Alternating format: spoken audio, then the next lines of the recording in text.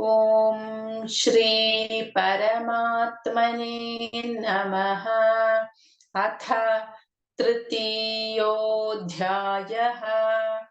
कर्मयोगः। अर्जुन उवाच ध्यायसि चेत् कर्मणस्ते मता बुद्धिर्जनार्दन तत्किं कर्मणि घोरे मां नियोजयसि केशव। व्यामिश्रेणेव वाक्येन बुद्धिं मोहयसीव मे। तदेकौ वद निश्चित्य येन श्रेयोऽहमाप्नुयाम्। श्रीभगवानुवाच लोकेऽस्मिन् द्विविधा निष्ठा पुरा प्रोक्ता मया नघ। ज्ञानयोगेन साङ्ख्यानां कर्मयोगेन योगिनां न कर्मणामनारम्भात् नैष्कर्म्यं पुरुषोऽश्नुते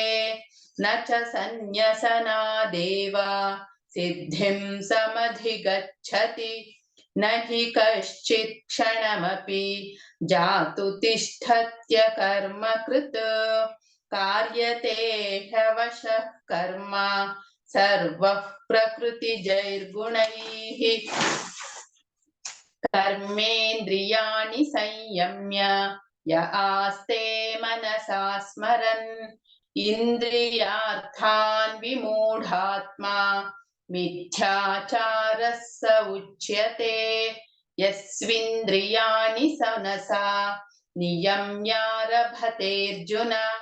कर्मेन्द्रियैः कर्मयोगम् असक्तः स विशिष्यते। नियतं कुरु कर्म त्वं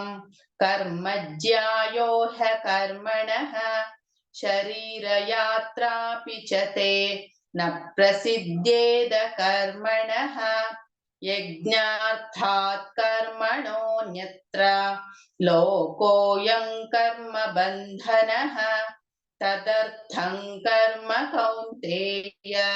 मुक्तसङ्गः समाचर। सह यज्ञाः प्रजा सृष्ट्वा पुरोवाच प्रजापतिः अनेन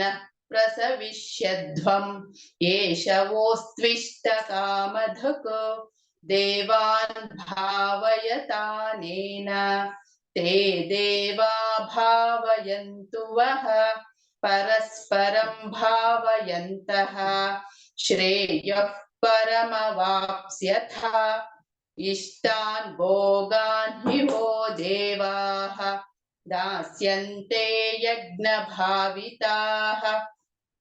तैर्दत्तानप्रदायैभ्यः यो भुङ्क्तेस्तेन एव सः। यज्ञशिष्टाशिनः सन्तः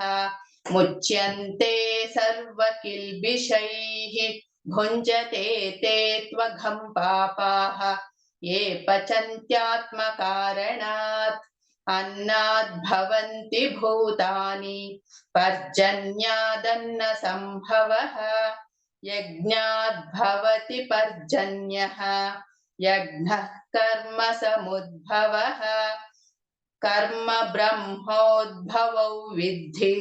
ब्रह्माक्षर समुद्भवम् तस्मात् सर्वगतं ब्रह्म नित्ययज्ञे प्रतिष्ठितम् एवं प्रवर्तितं चक्रं नानुवर्तयति हयः अघायुरिन्द्रिया रामः मोघं पार्थ स जीवति यस्त्वात्मरतिरेव स्यात् आत्मतृप्तश्च मानवः आत्मन्येव च सन्तुष्टः तस्य कार्यं न विद्यते नैव तस्य कृतेनार्थः न कृतेनेह कश्चन न चास्य सर्वभूतेषु कश्चिदर्थव्यपाश्रयः तस्मादसक्तः सततं कार्यं कर्म समाचर असक्तो ह्यचरन् कर्म परमाप्नोति पूरुषः कर्मण्येव हि संसिद्धिम् आस्थिता जनकादयः लोकसङ्ग्रहमेवापि सम्पश्यन् कर्तुमर्हसि यद्यदाचरति श्रेष्ठः तत्तदेवेतरो जनः स यत्प्रमाणं कुरुते लोकस्तदनुवर्तते न मे पार्थास्ति कर्तव्यं त्रिषु लोकेषु किञ्चन नानवाप्तमवाप्तव्यं वर्त एव च कर्मणि यदि ह्यहन्न वर्तेयं जातु कर्मण्यतन्द्रितः मम वर्त्मानुवर्तन्ते मनुष्याः पार्थ सर्वशः उत्सीदेयुरिमे लोकाः न कुर्यां कर्म चेदहम् शङ्करस्य च कर्तास्याम् उपहन्यामि मा प्रजाः सक्ताः कर्मण्य विद्वांसः यथा कुर्वन्ति भारत कुर्याद् विद्वांस्तथा सक्तः चिकीर्षुर्लोकसङ्ग्रहम् न बुद्धिभेदं जनयेत् अज्ञानां कर्मसङ्गिनां जोषयेत् सर्वकर्माणि विद्वान् युक्तः समाचरन् प्रकृतेः क्रियमाणानि गुणैः कर्माणि सर्वशः अहंकार विमूढात्मा कर्ताहमिति मन्यते तत्त्ववित्तु महाबाहो गुणकर्म विभागयोः गुणा गुणेषु वर्तन्ते इति मत्वा न सज्जते प्रकृतेर्गुणसम्मूढाः सज्जन्ते गुणकर्मसु तान कृष्णविदो मन्दान् कृष्णविन्न विचालयेत् मयि सर्वाणि कर्माणि सन्न्यस्याध्यात्मचेतसा निराशीर्निर्ममो भूत्वा युध्यस्व विगतज्वरः ये मे मतमिदं नित्यम् अनुतिष्ठन्ति मानवाः श्रद्धावन्तो न सूयन्तः मुच्यन्ते तेऽपि कर्मभिः ये त्वेतदभ्यसूयन्तः नानुतिष्ठन्ति मे मतम् सर्वज्ञानविमूढांस्तान् विद्धि नष्टान चेतसः सदृशं चेष्टते स्वस्याः प्रकृतेर्ज्ञानवानपि प्रकृति यान्ति भूतानि निग्रहं किं करिष्यति इन्द्रियस्येन्द्रियस्यार्थे रागद्वेषौ व्यवस्थितौ तयोर्न वशमागच्छेत् तौ ह्यस्य परिपन्थिनौ श्रेयान् स्वधर्मो विगुणः